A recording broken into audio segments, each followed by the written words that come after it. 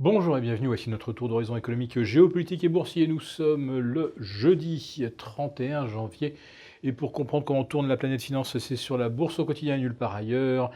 Et l'épisode du jour s'intitulera « L'incontestable supériorité de la machine ». Je vous parle de la machine haussière qui vient de ramener le CAC 40 au-delà des 5000 points. À 5013 pour être très précis. Oui, car il n'est question que de précision, une précision que seule la machine peut obtenir. Car 5013, c'était le comblement d'un gap remontant au début du mois de décembre. On n'a pas fait 5014, on a fait 5013. Oui, l'incomparable, l'incontestable, l'insurpassable précision de la machine. La même machine algorithmique qui a ramené le Dow Jones au-dessus des 25 000 jeudi soir, à la veille donc de la fin du mois de janvier, qui doit correspondre techniquement aussi à des prises de position ou des ajustements de position calendaires. Le Nasdaq à 7175 points, 7000 même 180.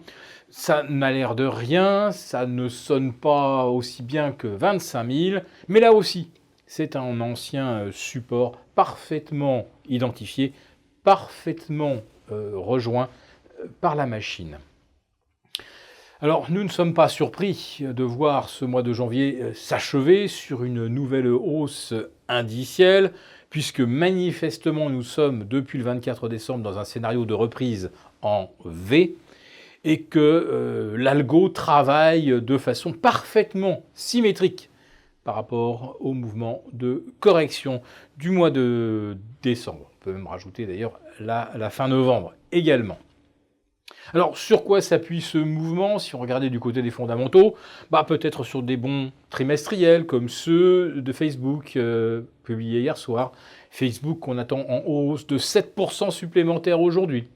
Il y a une Fed qui manifestement veut ressembler à un vol de colombe et qui explique qu'elle saura se montrer souple sur le rythme de sa normalisation du bilan, c'est-à-dire en fait la revente d'une partie des 4 000 milliards d'actifs obligataires qui lui restent aujourd'hui en portefeuille.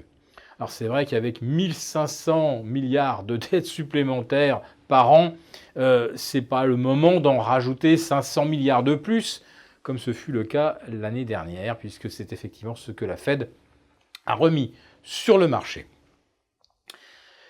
Du côté des statistiques, alors divine surprise avec la croissance française mesurée à plus 0,3%, ce qui nous donne un rythme annuel de 1,5 quand on espérait raisonnablement atteindre 1,2. Mais la croissance européenne, elle, à plus 0,2% au quatrième trimestre, ça nous fait une croissance européenne à plus 0,9%. On n'a même pas atteint le seuil psychologique des 1%. Alors, revoir le CAC à 5000, voir le Dow Jones à 25 000.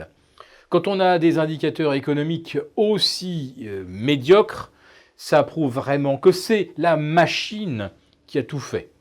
Et c'est une machine simplement à allouer les liquidités, à allouer les flux. Il y avait donc un tout petit peu de flux en début d'année, et ensuite, la hausse, comme on dit, elle a fait boule de neige. Mais il est évident que ce rebond n'est absolument pas étayé par les fondamentaux. Et c'est ça qui piège les gens. C'est que quand vous connaissez tous les chiffres comme nous les connaissons, comme nous vous les décrivons tous les jours, se mettre acheteur, c'est quasiment presque injustifiable.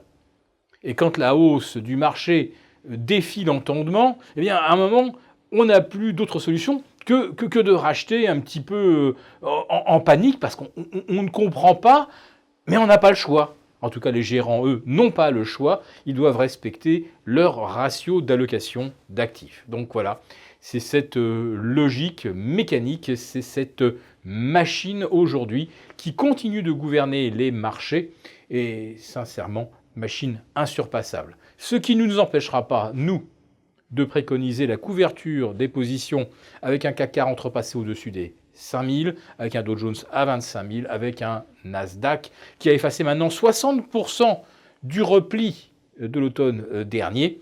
Et nous vous le disions donc, un niveau technique parfaitement identifié par la machine. Mais il y a un moment où nous aussi, nous devons prendre des décisions parce que nous ne sommes pas des machines.